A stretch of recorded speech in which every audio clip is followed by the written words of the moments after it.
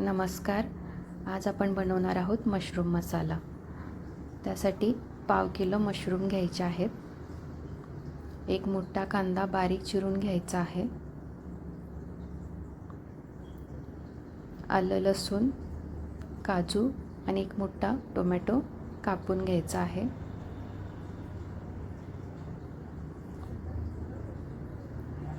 सगळ्यात पहिले मशरूम स्वच्छ करून घ्यायचे आहेत. मशरूम स्वच्छ करण्यासाठी थोडंसं यावर भाकरीचं पीठ घालून घ्यायचं आहे. भाकरीचं पीठ जाडसर असल्यामुळे मशरूमची सर्व काही बारीक सारीक घाण असेल ते निघून जाते. असं प्रत्येक मशरूमला पीठ लावून थोडंसं रगडून घ्यायचं, म्हणजे मशरूम चांगले स्वच्छ होतात.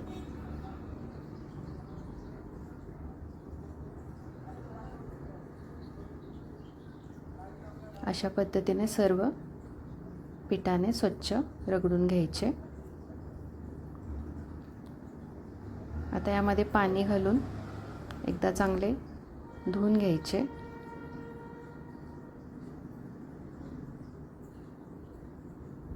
पुन्हा एकदा स्वच्छ पाण्याने धुवून घ्यायचे. आता हे छान असे स्वच्छ झालेत.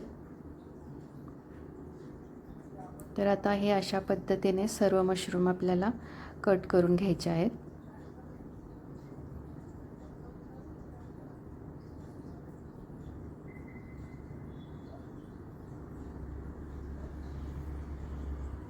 आता सगळ्यात पहिलं आलं लसूण मिक्सरला बारीक करून घ्यायचं आहे अशा पद्धतीने.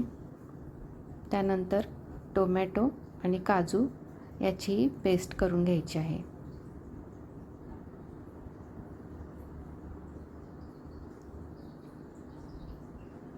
अशा पद्धतीने बारीक पेस्ट करून घ्यायची. पॅन गरम झालंय तर यामध्ये आता तेल घालून घ्यायचं आहे. तेल गरम झालं की थोडीशी मोहरी आणि थोडे जिरे घालून घ्यायचे. जिरे तडतडले की यामध्ये आपल्याला बारीक चिरलेला कांदा घालून घ्यायचा आणि तो छान गुलाबी होईपर्यंत आपल्याला हा परतून घ्यायचा आहे. कांदा परतून झालाय तर यामध्ये आता आपल्याला आलं लसूणची पेस्ट घालून घ्यायची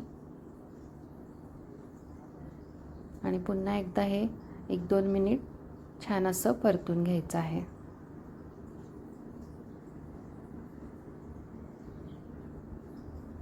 त्यानंतर यामध्ये हळद, जिरा पावडर, धना पावडर, कांदा लसूण मसाला,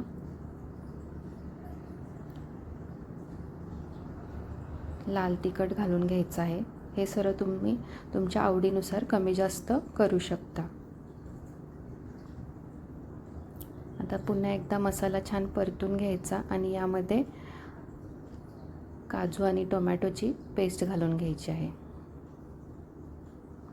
आता हे सुद्धा थोडं 5 ते 6 मिनटं छान परतून घ्यायचं तेल सुटेपर्यंत.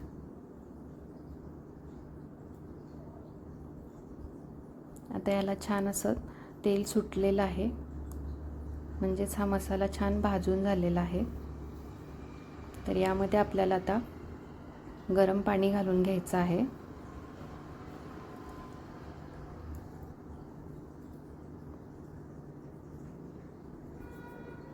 आणि त्यानंतर आपल्याला यामध्ये हे कट केलेले मशरूम घालून घ्यायचे आहेत.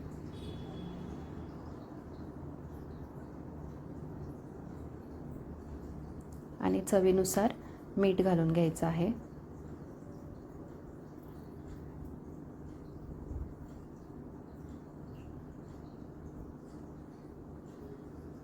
आणि पुन्हा एकदा 6 ते 7 मिनटं याला शिजू द्यायचं आहे. त्यानंतर यामध्ये मॅगीचा मॅजिक मसाला घालून घ्यायचा, म्हणजे या मशरूम मसाल्याची चव अजून वाढेल.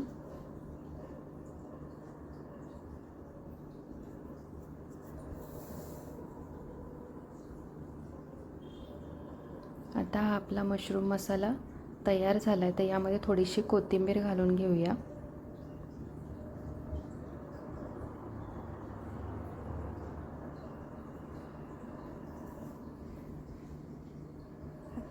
आणि गॅस बंद करूया.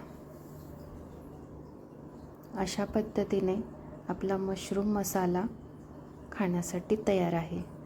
रेसिपी आवडल्यास लाईक, शेअर आणि सबस्क्राईब करा. धन्यवाद.